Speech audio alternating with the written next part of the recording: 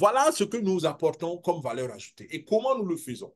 Bon, avec notre projet, on va créer une possibilité que les académies et les clubs de sport et de football, dans ce cas particulier, puissent être financés de façon décentralisée. Est-ce que beaucoup ne voient pas la pertinence? Je prends l'exemple, imaginez que dans un pays comme le Burkina, on commence une académie de sport, de football, et tout le monde, quelle que soit l'origine, tout le monde peut financer cette académie-là. Tout le monde est actionnaire dans cette académie-là. Et quand je dis tout le monde, je dis tout le monde. D'accord? Un Américain, un Japonais, un Chinois, un Australien, un Suédois, un Suisse. Vous comprenez ça? N'importe qui dans le monde peut prendre des actions dans l'académie physique. Et ça, ce n'est pas possible dans le monde réel aussi facilement, mais dans le monde décentralisé, grâce à la blockchain, on peut le faire. Donc, vous voyez, les clubs, les académies pourront avoir des financements beaucoup plus facilement. Et tout cela va aider la propulsion des talents.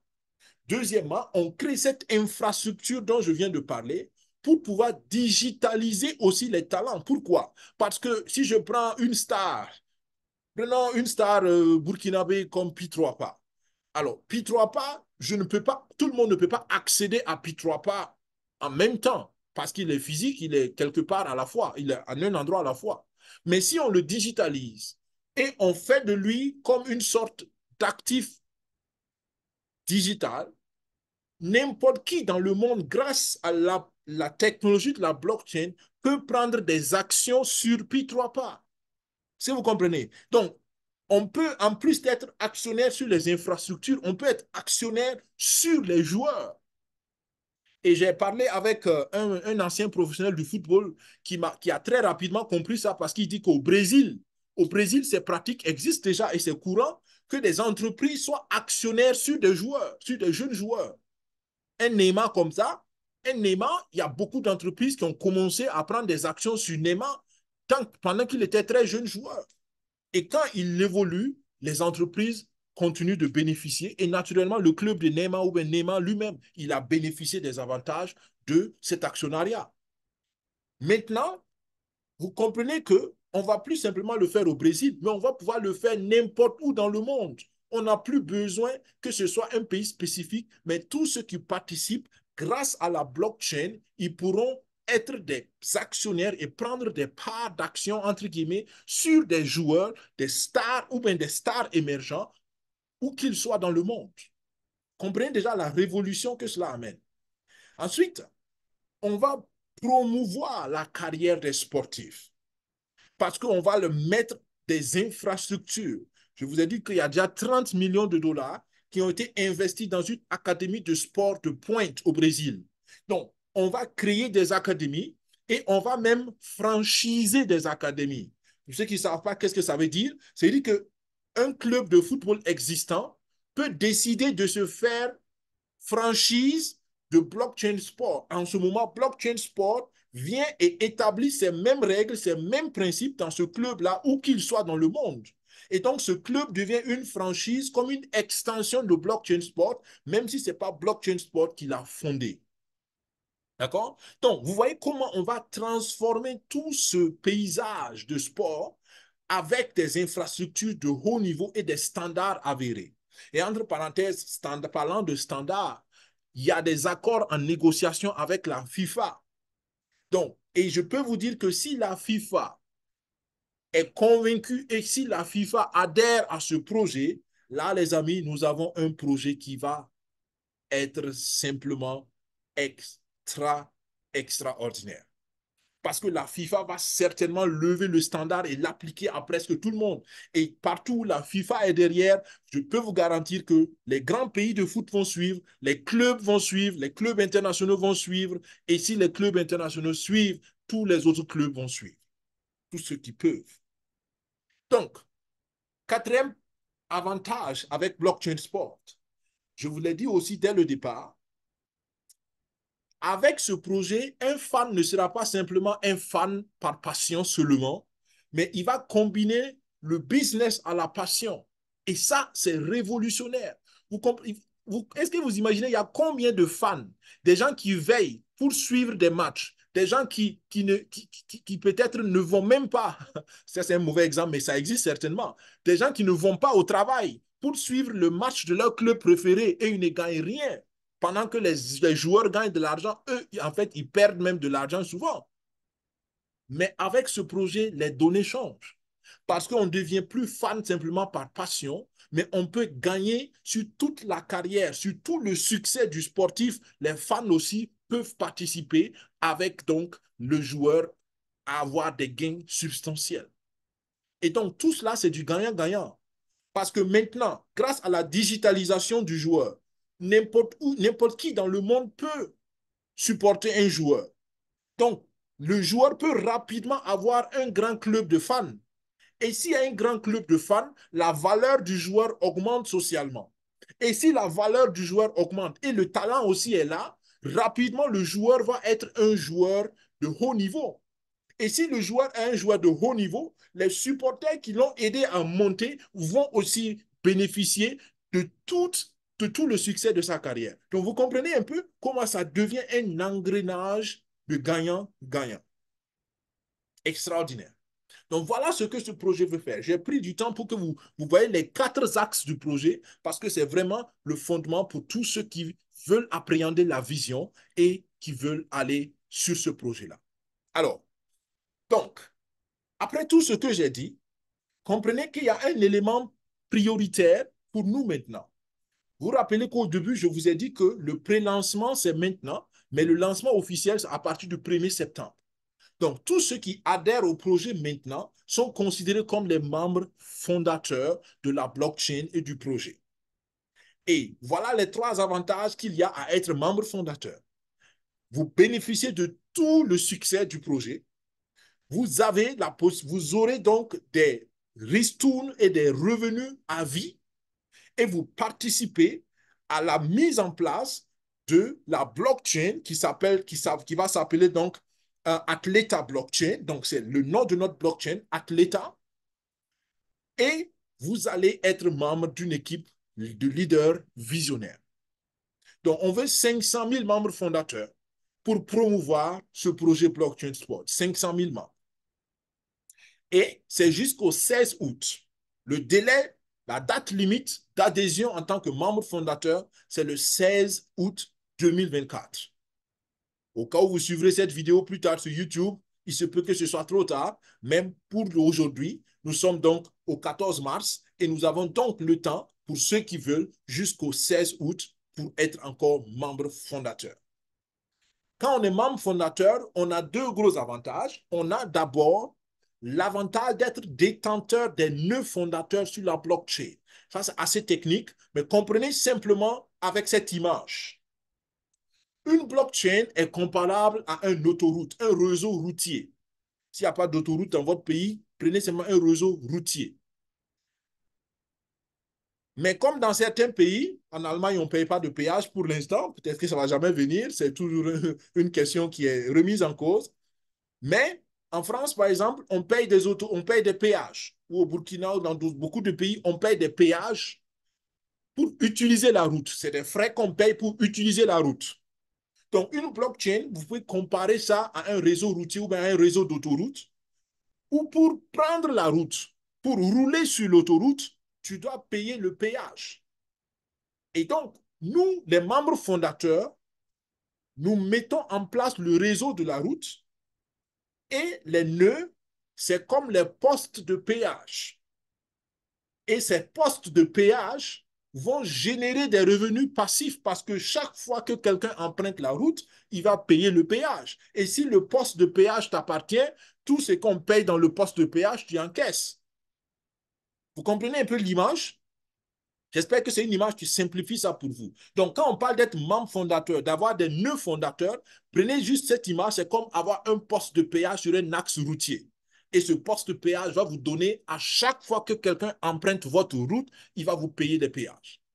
Et deuxième avantage, on devient donc un partenaire de la marque Blockchain Sport. Ça aussi, ça a des avantages. On va en parler tout à l'heure. Mais comprenez surtout que c'est seulement les membres fondateurs qui ont accès à certaines catégories du projet, à certains contenus du projet et à certains revenus passifs à vie.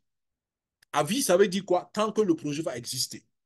Parce que même si il devait arriver que vous n'êtes plus de ce monde, ça peut arriver, vous pouvez permettre à vos enfants, vos petits-enfants, vos arrière-petits-enfants de continuer de bénéficier de ce projet parce que tout est digitalisé. Il suffit que vos enfants, vos petits-enfants aient les accès à vos comptes et ils bénéficient de tout comme si c'était vous. Donc, voyez encore la perspective long terme. C'est pourquoi je vous dis, ce projet peut changer la vie d'une nation. Ça peut changer la vie de familles, de communautés, si on voit la pertinence et que on le prend sérieusement. Donc, en tant que membre fondateur, vous avez ce qu'on appelle les NFT. Les NFT, comprenez seulement que c'est des actifs digitaux. C'est comme un certificat digital d'action. Et vous avez des récompenses. Et les récompenses viennent de divers projets. Je vous ai dit, par exemple, sur les frais de transfert de joueurs, on aura des récompenses. Sur les ristournes des clubs, on aura des récompenses. Sur l'utilisation de la biotechnologie, on aura des récompenses. Et vous voyez, jusqu'à 50% des bénéfices de ces diverses activités vont être partagés avec les fondateurs. D'accord? Donc, ça va faire des revenus passifs pour vous. Et pour ceux qui se rappellent au début, c'est ce que j'ai dit. Le plus intelligent de nos jours, financièrement parlant, c'est de créer plusieurs sources de revenus. Et ce projet seulement vous donne plusieurs sources de revenus. Donc, le, le jeton du projet, le jeton, c'est la monnaie digitale qui va être utilisée sur la blockchain. Donc, je vous ai dit que la blockchain, c'est une infrastructure et je vous ai donné l'exemple de l'autoroute. Maintenant, pour compléter cet exemple, supposons qu'on dise pour payer les péages, on doit payer forcément avec une monnaie donnée et cette monnaie s'appelle le Atlas. Est-ce que vous comprenez? Donc, ça veut dire que ceux qui vont utiliser votre autoroute, pour payer même les frais de péage, ils doivent acheter le Atlas Coin.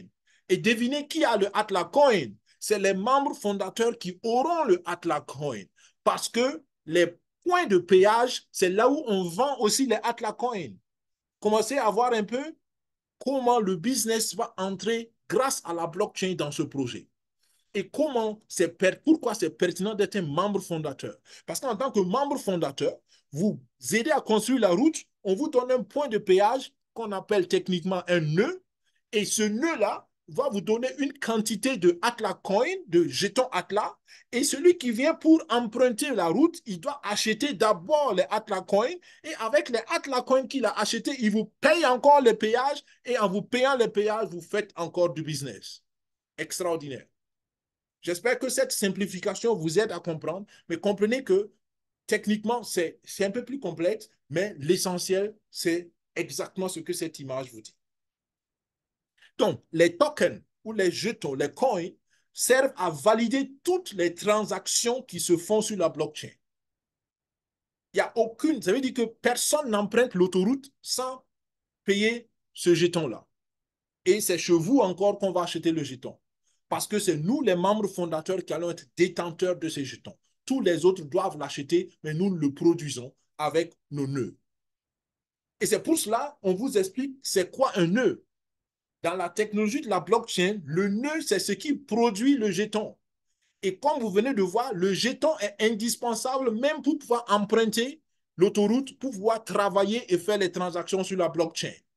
Donc, nous créons le jeton, nous vendons le jeton et toute personne qui va utiliser notre blockchain est obligée d'acheter le jeton pour pouvoir travailler avec cela sur la blockchain. Et c'est là que nous, les membres fondateurs, on aura un revenu passif. Est-ce que vous comprenez pour cela? Pourquoi c'est maintenant qu'il faut être membre fondateur? Il faut faire partie des membres fondateurs pour pouvoir avoir les nœuds et avoir les jetons et avoir les revenus passifs qui sont associés à cela. Pour que je sais qu'il y a eu beaucoup de mauvaises expériences. Il y a beaucoup de gens qui ont essayé d'autres projets qui n'ont pas marché. Mais j'aime toujours dire, la plupart, 99,9% de ceux qui ont fait de mauvaises expériences, et je sais de quoi je parle parce qu'au début, moi, je faisais partie de ces 99,9% aussi. Beaucoup ne prennent pas le temps de comprendre les projets avant de s'y lancer. Parce qu'on voit le gain facile, parce qu'on voit rapidement tout ce qu'on nous miroite, mais on ne prend pas le temps de comprendre comment les choses marchent. Et voilà une preuve qui vous aide pour vous qui êtes encore hésitant, pour vous qui voulez faire vos recherches, pour vous qui voulez être sûr que ce projet est vraiment solide, voilà une preuve, un certificat de propriété intellectuelle qui a été émis par qu'on appelle ça, Interroco. Interroco, c'est un organisme international qui valide, qui fait des enquêtes, qui analyse et qui donne des certificats reconnus internationalement pour attester que le projet, l'idée, la propriété intellectuelle est bel et bien valable et ça n'a rien à voir avec une arnaque. OK? Et à ce point, je dis, personne n'est obligé de participer au projet. Mais s'il vous plaît, prenez le temps de comprendre le projet avant de commencer à parler d'arnaque, à comment... Parce que malheureusement, l'homme est comme ça. Quand on a une mauvaise expérience, on a tendance à simplifier les choses. Dès qu'on entend un mot, une phrase qui ressemble à ce qu'on a entendu dans la mauvaise expérience, on pense que tout est compris déjà. Ah, je sais ce que ça veut dire. Ah oui, je sais. J'ai déjà fait mon expérience. Non, vous ne connaissez pas un business, vous ne connaissez pas un projet tant que vous n'avez pas pris le temps de le comprendre. Personne n'est obligé de participer au projet, mais que personne ne juge non plus le projet trop hâtivement sans avoir pris le temps de comprendre. Parce que là, je trouve que c'est une erreur monumentale d'appréciation. Et en entrepreneur, en entreprise et dans l'entrepreneuriat, ça peut vous coûter beaucoup d'argent de mal apprécier une opportunité. Parce que vous pouvez rejeter l'opportunité qui va être peut-être la seule opportunité dans les 10 prochaines années qui vont transformer votre finance ou vos finances. Mais par mauvais jugement, vous le rejetez. Donc, prenez le temps de comprendre. Et ces certificats viennent nous donner encore plus de force, nous donner encore plus d'assurance pour nous qui sommes dans le projet ou bien pour nous qui en faisons la promotion, que nous avons vraiment quelque chose de fiable, de recommandable. Je vous l'ai déjà dit, le Brésil s'est positionné en tant que nation comme sponsor de ce pays, de ce projet. Il y a plus de 40 stars de football qui se sont engagés avec ce projet, qui sont ambassadeurs de ce projet. Donc, tout cela nous rassure. Et là, nous avons un certificat, un brevet de protection de propriété intellectuelle. Ça veut dire que les imitateurs, ceux qui vont copier le modèle, ceux qui vont essayer de faire des projets semblables, ils sont automatiquement bloqués déjà, légalement parlant. S'ils essaient de le faire, ça va être la fraude. Donc, on a sécurisé le concept, on a sécurisé l'idée, on a sécurisé donc le principe avec ce brevet de protection intellectuelle qui est valable dans tous les pays signataires. Et vous voyez les pays signataires ici, on a l'Angleterre, on a la France, on a les États-Unis, on a l'Espagne, on a la Russie et le Kazakhstan pour ce qui concerne ce certificat. Bien, ça ne s'arrête pas là. Pour la certification, ils ont évalué, ils ont capitalisé la propriété intellectuelle. Et ce que vous lisez ici, c'est bel et bien ce que ça veut dire. Cette propriété intellectuelle, ce projet, ce concept, toute l'infrastructure qui est déjà existante et qui va exister dans les prochains jours a une valorisation de plus d'1 milliard de dollars. Je sais que beaucoup ne comprennent pas ça, surtout ceux qui ne sont pas dans l'entrepreneuriat. Ça veut dire que quoi?